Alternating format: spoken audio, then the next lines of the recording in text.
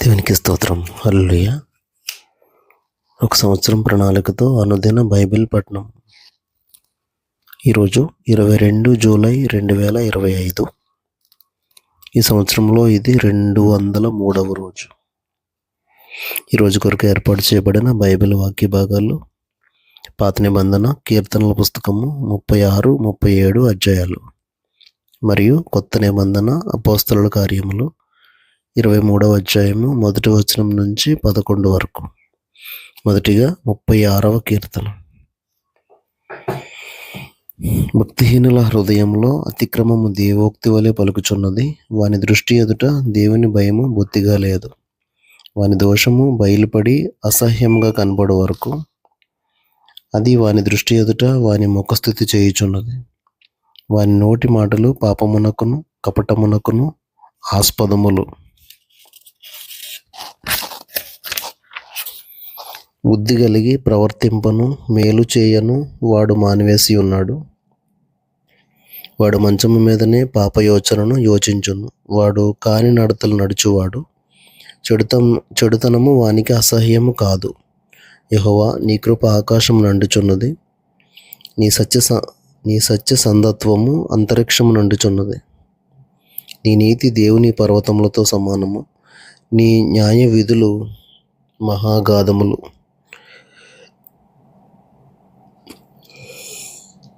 యెహోవా, నరులను జంతువులను రక్షించువాడవు నీవే. దేవా, నీ కృప ఎంతో అమూల్యమైనది. నరులు నీ రెక్కల నీడను ఆశ్రయించుచున్నారు. నీ మందిరం యొక్క సమృద్ధి వలన వారు సంతృప్తి నందుచున్నారు. నీ ఆనంద ప్రవాహంలోనిది నీవు వారికి త్రాగించుచున్నావు. నీ యొద్ద జీవపు ఊట కలదు.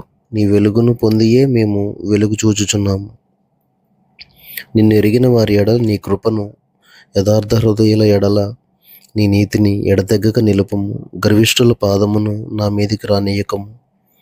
భక్తిహీనుల చేతిని నన్ను పారదోలనీయకము. అదిగో, పాపం చేయవారు అక్కడ పడి ఉన్నారు. లేవలేకుండా వారు పడద్రోయబడి ఉన్నారు. 37వ కీర్తన. చెడ్డవారిని చూచి నీవు వ్యసన పడకము. దుష్కార్యములు చేయవారిని చూచి మత్సరపడకము. వారు గడ్డె వలనే త్వరగా ఎండిపోవుదురు. పచ్చని కూర వలనే వాడిపోవుదురు. యెహోవా యందు నమ్మిక ఉంచి మేలు చేయుము. దేశమందు నివసించి సత్యమును అనుసరించుము. యెహోవాను బట్టి సంతోషించుము. ఆయన నీ హృదయ వాంఛలను తీర్చును. నీ మార్గమును యెహోవాకు అప్పగింపము. నీవు ఆయనను నమ్ముకొనుము. ఆయన నీ కార్యము నెరవేర్చును.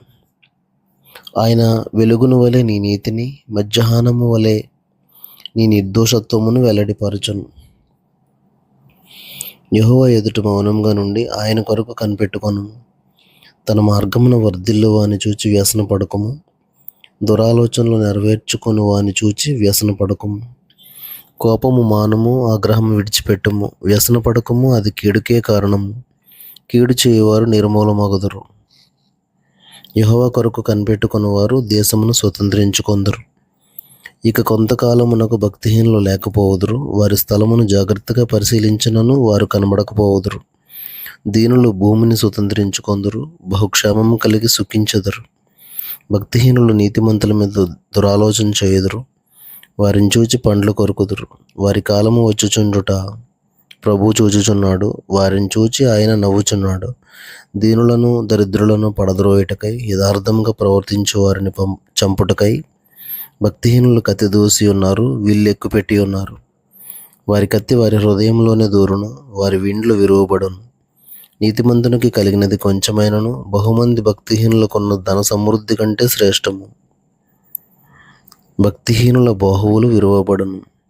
నీతిమంతులకు యెహోవాయే సంరక్షకుడు. నిర్దోషుల చర్యలను యెహోవా గుర్తించుచున్నాడు.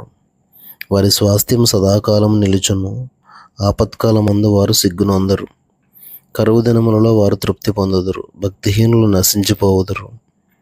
యెహోవా విరోధులు మేత భూముల సొగసును పోలియుందురు. అది కనబడకపోవునట్లు వారు పొగవలే కనబడకపోవుదురు. భక్తిహీనులు అప్పు చేసి తీర్చకయుందురు. నీతిమంతులు దాక్షిణ్యం కలిగి ధర్మమిత్తురు. యెహోవా ఆశీర్వాదం నొందిన వారు భూమిని స్వతంత్రించుకొందురు. ఆయన శపించిన వారు నిర్మూలమగుదురు. ఒకరి నడత యెహోవా చేతనే స్థిరపరచబడును. వాని ప్రవర్తన చూచి ఆయన ఆనందించును. యెహోవా అతని చెయ్యి పట్టుకుని ఉన్నాడు గనుక అతడు నేలను పడినను లేవలేక ఉండడు. నేను చిన్నవాడనై ఉంటిని, ఇప్పుడు ముసలివాడనై ఉన్నాను. అయినను నీతిమంతులు విడువబడుట గాని వారి సంతానము భిక్షమెత్తుట గాని నేను చూచి ఉండలేదు. దినమెల్లా వారు దయాళురై అప్పు ఇచ్చుచుందురు. వారి సంతానపు వారు ఆశీర్వదింపబడుదురు. కీడు చేయుట మాని మేలు చేయము, అప్పుడు నీవు నిత్యము నిలుచుదువు. ఎలయనగా యెహోవా న్యాయమును ప్రేమించువాడు, ఆయన తన భక్తులను విడువడు. వారన్నిటికీ కాపాడబడుదురు గాని భక్తిహీనుల సంతానము నిర్మూలమగును. నీతిమంతులు భూమిని స్వతంత్రించుకొందురు, వారి దానిలో నిత్యము నివసించెదరు. నీతిమంతుల నోరు జ్ఞానమును గూర్చి వచించును, వారి నాలుక న్యాయమును ప్రకటించును.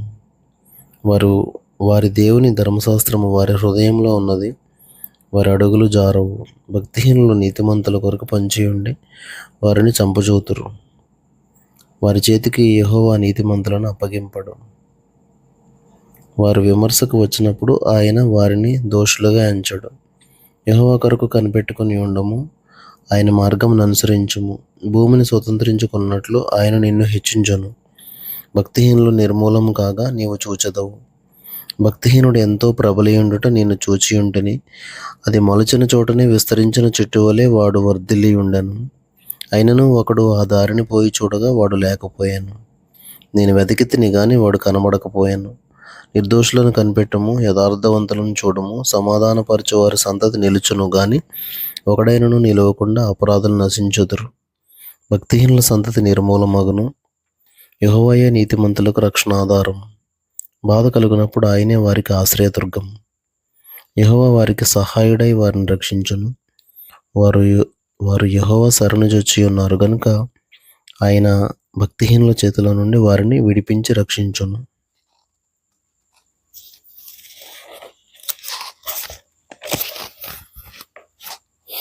క్రొత్త నిబంధన అపోస్తలుల కార్యములు 23వ అధ్యాయము 1వ వచనం నుంచి 11వ వచనం వరకు. పౌలు మహాసభ వారిని తేరిచూచి, సహోదరులారా, నేను నేటి వరకు కేవలము మంచి మనస్సాక్షి గలవాడనై దేవుని ఎదుట నడుచుకొనుచుంటినని చెప్పాను.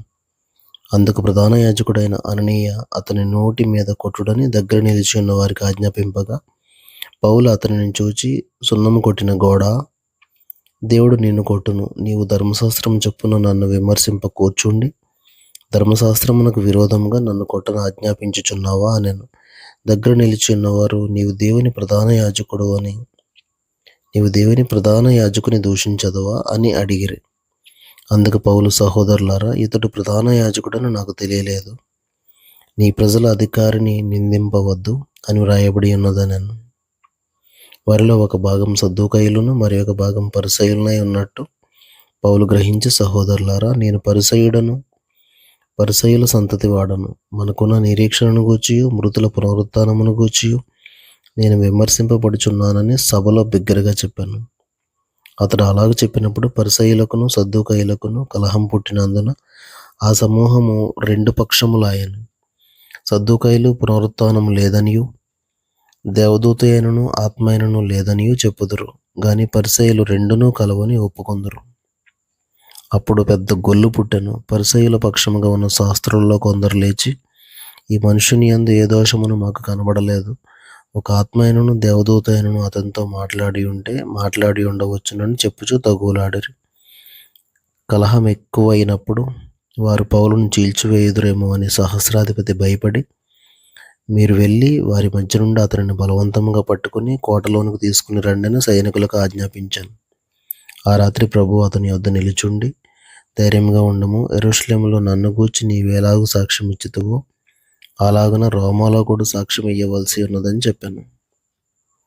దేవుడు తన పరిశుద్ధ వాక్యమును మన వెనుకిటలో దీవించునుగాక. ఆమెన్.